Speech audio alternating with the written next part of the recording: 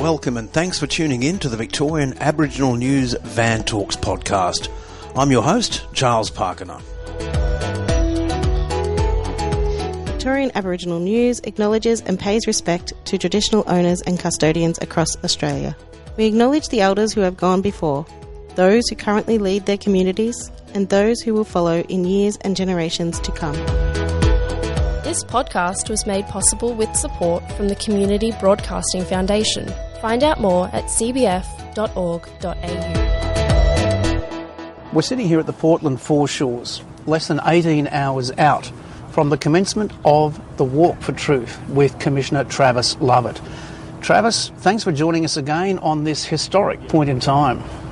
Thanks very much, Unc, for having me on and just making the time and the effort to come down early and to spend some time on country as well. It's a beautiful feeling, and I spent 5 hours in the car driving down here today and just reflecting on a lot of different things, primarily just family and connection to country, and it's just always beautiful being able to return back home to where my ancestors belong and where really our people belong, on country. So talking about being on country, my audience always loves it. Whenever we yarn, you know what I'm going to ask you now, don't you? So in language, please, brother.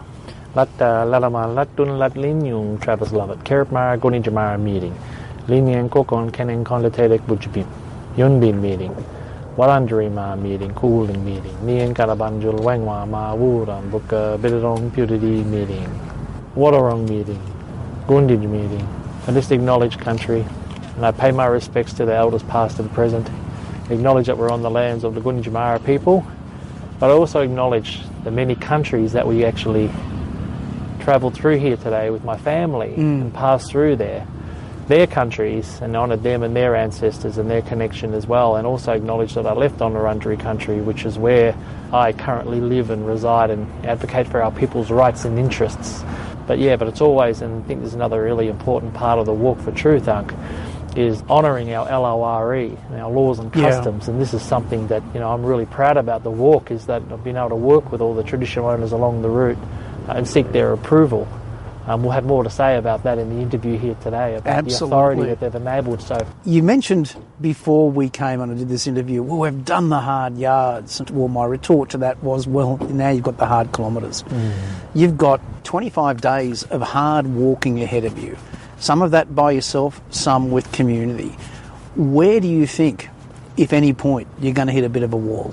Yeah, that's a really good question, Ag, and I think that I haven't truly reflected on when that will be, but part of this walk is talking about the highs and lows and the contributions that our people have made in this state here in Victoria. But I'm also have made a commitment to myself and my family, but also to people along this walk, that I will share the highs and lows of me and how I'm feeling each day as well, because there's going to be some days I'm going to be riding really high and just beaming off the energy of everyone and so forth, but then there's going to be days of feeling down and feeling low, because this is truth-telling at the end of the day, and we're here to shine a light on the true history of Victoria, and that means stopping at places like Convincing Ground, and there'll be other massacre sites as well of deep significance and that bring up deep traumas and depths of sorry business as well. So you can't always be walking around on a high. It just would be, inhumane to be able to think that you can do that. Of course. So I don't know when that will be, but there will be a threshold. And as I've said many times, I think that it will be, for me, more of a mental obstacle rather than a physical, because when I say we've done the hard yards and I've done the hard yards, it's not just the contributions of the work that the Commission's done over the 4 years, documenting the true history of Victoria, but also the training and the preparation that I have put in personally to make sure that I'm fit and able to do this walk. So you must have done a fair bit of training. I've been doing a lot of training, actually.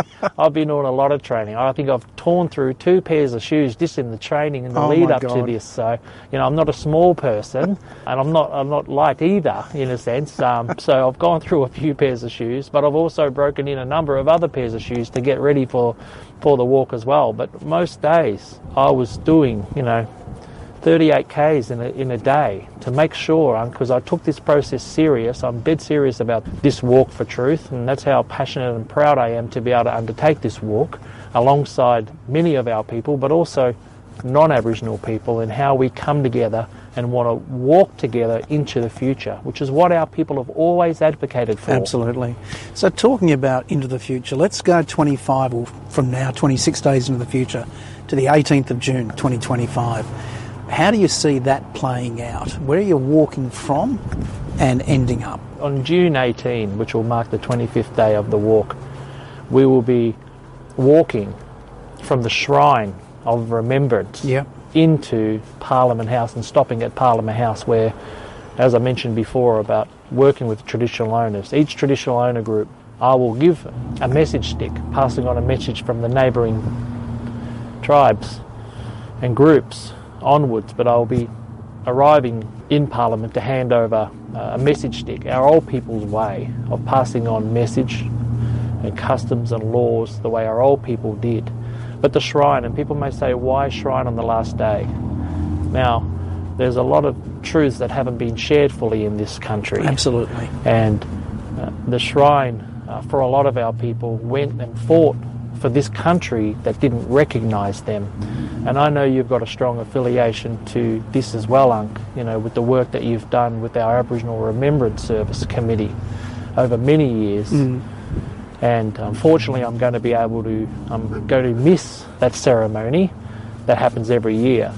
But I wanted to, on the last day, remember and recognise through this truth-telling process that our people went and fought for this country and they weren't recognised. And the Lovitts, of course, fought in both wars, both world wars. That's exactly right. We've had representation of every single of our family members who have represented every single major conflict, not just the wars, but also the major conflicts. And we even have current Lovitt family members who are serving today. And I'm incredibly proud of that. So you should be. And words really don't come to mind about how to really articulate how proud I am of that, of the enduring injustices that our people have faced, and to still go and represent a country and continue to represent a country that doesn't fully recognise our rights. And I'm not talking about human rights, I'm talking also about our cultural rights as First Peoples of this country, but also to highlight that it wasn't just the Lovitts that went as well to war. There's many other families right across the state of Victoria, and I couldn't think of a better place than the Shrine of Remembrance to start that last day to honour as well their legacies. Well, let's talk about the other days.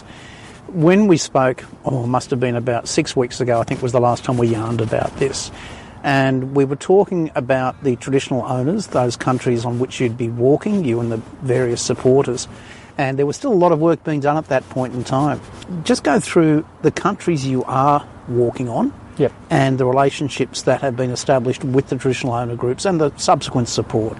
I'll be walking on my own country, which is Gunditjmara country, and that's probably the breadth of the walk, like at least half of the walk. Gunditjmara country is a big country and quite a lot of the walk. But also then, neighbouring countries there is Wadawurrung mob. So East Tamar is the traditional owner group. So you've got Gunditjmara as a traditional owner group, but it's still Gunditjmara country. Absolutely. And then Wadawurrung, and then through Bunurong, and also Wurundjeri country. And there's a bit of a weave in between, backwards and forwards from those countries, because that's how country is. So there'll be multiple groups that we've worked with right along the way, and asking them where they want to highlight and how they want to highlight their country as well, places of significance to them. Now, I have to call it out that, yes, I recognise that I haven't been able to walk the whole state from this walk from Portland to Parliament, and I want to recognise that, but also I want to be incredibly clear that we've invited all our mob from right across to be able to walk with us. And I've got calls from mob up in Taddy country, right up the top there, saying, we're coming down, bros, we're coming down, we'll come and support you. We know you can't walk on our country, but we'll come and support you. Yeah. Wamba mob, Watchabolic mob, and so forth. All mobs from right across have really got behind and supported this walk as well. And I think that that's something that, you know, I'm incredibly proud of, that people are willing to give up their time. Now, talking about people giving up their time, there are quite a number of legs of the walk which are Travis only. Why was the decision made to break it up from having community with you and then just Travis Lovett alone? Really good question, and I think the whole time that when we planned this process, first and foremost it was working with our people first, about appropriacy of country and walking through as well. And then we have, because we live in a modern society where there's a lot of approvals and council's approvals and so forth as well, that we have to navigate. And I understand that, because we want to make sure that everyone's safe as well. So we have mapped the route accordingly, and we've worked with the traditional owners, as I said, but also local government to ensure that we are using the right route and making sure that the route is safe and accessible for people as well. So when people do see that it's only myself walking on those particular days, that's because there was a higher risk on those days. Yeah. And I wanted to make sure, like we do when we protect our elders and respected people, I wanted to respect all people and make sure that the route was completely accessible but also safe for everybody. That's important to me, and that's important to our people. That also brings up the important question of a lot of the people who want to walk with you and they've put their names down to walk with you aren't exactly spring chickens. And they haven't been doing 38 kilometres of training every single day. What's the challenge going to be there with keeping all the collaborators and walkers together? Because that's got to be a bit of an issue. Yes, that's right. I mean, we've got contingency plans in place. Like what our people do, Unc, you know, we've done a lot of deep thinking and deep planning. We haven't just kind of woken up and said we're going to do this. So we've done a lot of contingency planning as well, and there'll be shorter stops along the way as well. And that's another also reason why we haven't opened the whole route up as well for everyone to walk the whole way, because it's tough on the body. A lot of people will be like, oh yeah, I jump on the treadmill for 45 minutes. I can do, you know, a few Ks on the treadmill there. It's a bit different. And you know what? That was me at the start. You know, I've got a treadmill underneath my desk at work, so when I actually, you know, sometimes when you do online meetings, I could actually pull it out and I could walk while being in the meetings. So, and I thought, yeah, geez, I'm deadly, I feel good. And then someone said to me, yeah, bros, but what about walking on the concrete? You got to get your muscles and get everything kind of ready to feel that different load. And I was like, oh yeah, that's a different question. Kettle of fish, it's a different kettle of fish, you know. So I think this is part of that depth of thinking and planning. And also making sure that, you know, we've got a really solid team around us as well to also not only look after myself, but help everyone and enable everyone to have an experience, but also to make sure that everyone's safe, and that if we need to stop or there needs to be someone that needs to be cared for and looked after, then there's first aid there and so forth to help people. So, of course, it's over the first couple of days, there's going to be regular reviews on how it's all going, how we can learn and reflect on how we can do things differently as well. But I'm confident with the planning that we've done that 100% people will be safe on that walk. Now, one of the things that I've never asked you in the various interviews that I've done with you regarding the Walk for Truth is, what was the actual genesis? Did you just wake up one morning and think, oh, yeah, I'm going to follow in the footsteps of Uncle William or, you know, Michael Long, I'm going to do a walk? Or was it suggested? What was the genesis? Yeah, I was actually sitting, reflecting, as I do quite a lot, in my lounge room, sitting on the couch. And around here, sitting on the couch, just reflecting. You know, no TV on, just silence. And then I turned to my wife and I said, you know what? I want to say this. And then my wife turned around and said, what? And I said, I'm going to walk from Portland, where colonisation began, where my people are from, all the way to Parliament House. And her reaction? Almost like, really? Like, really? Like, you know... She's like, a supportive woman. No, 100%. Oh, no, amazing. And again, that, like, really is coming from a place of, yeah, like, really, like, you know, I'm like, yeah, I'm not talking kuni here. I'm going to, you know, I think we got to do this. I think I want to do this. And then I said, well, no. I'm going to do this. And then I talked about, a couple of other reasons why. Obviously, I have a history of walking on country anyway. And also as well, this work that we've undertaken over the last 4 years, the commissioners, and then since myself joining, it's too important. It's too important. Our people have called for truth-telling for 191 years. Yeah. And this is an opportunity when we want to walk together. So that does bring up the last or the second last question, and that is, on the 18th of June or the 19th of June, Travis Lovett wakes up. What then? Yeah, well, I haven't really thought about that. I've just thought of trying to get to Parliament House and, hand over those message sticks that the mob will pass to me. And who are these message sticks for, specifically? Yeah, the message sticks are really the hand to the Victorian government and the Victorian Parliament about wanting to show and share culture, knowledge, practice, but also pass on messages from each mob about what they want to share on those messages of truth-telling and which particular messages, and I will hold those messages and I will remember every word that those mobs share with me when we get to Parliament, and we'll hand those over to them as a sign of resistance. We've always resisted colonisations as a people, and you've heard me say before, and I don't mind repeating myself, we are not resilient people. Because resilience implies that we just get over it and you can do it again to us. So we're not resilient. We are resistant, and we've always been resistant. And we've been able to make significant progress. And whilst a lot of the time it's hard and it's slow and it's a grind, but we've made significant progress over that 191 years because our people have resisted, and they've gone in and they've clearly articulated what our people expect and what needs to happen for a very long period of time. But also, there's been a lot of non-Aboriginal people who have been allies, but also who have made the time and effort to listen and learn and engage. For sure. And open their minds and open their hearts. And that's why we've been able to make progress as well. And I think that being able to share those messages back, but also practicing culture, ceremony, dance, that's incredibly powerful. The missions were set up to wipe out and not share language. Again, I've said this before in the hearings. You put our people on rations if you got caught practicing. I don't think people fully encapsulate the words rations up. That's a small amount of food anyway. Yeah, for sure. Or resources, and then you take further away. So being able to express ourselves continually as rightful first peoples of this land and sovereign peoples, being able to practice and see our people engaging in culture and dance and, ceremony and having ochre on and so forth is just incredibly special, and that's an act of resistance. Well, let me ask you this last question then, and it's a question I'll ask you probably in about a month's time when we catch up again, and that is, I've asked the future for Travis Lovett. We haven't got a great answer on that, but we will catch up on that later on. Yeah. But your aspirations for the future of truth-telling, because surely the 18th of June cannot mark the end of truth-telling and truth-capturing here in Victoria. There are still so many communities that want to share the truth.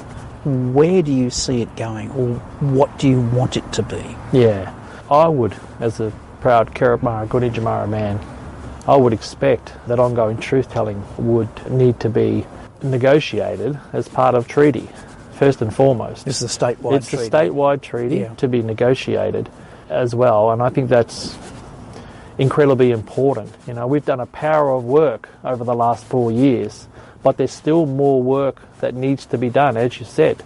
But also, I also have expectations that the rest of the nation and the states re-establish to those mob who actually started their processes, re-establish those processes. We're looking at you, Queensland. We are, and also the Northern Territory as well, but all states. We need to call out all states around embracing this process.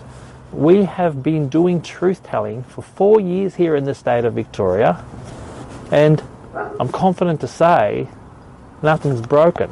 There's nothing to be worried about. Absolutely. What I mean by nothing's broken, there's nothing to be worried about.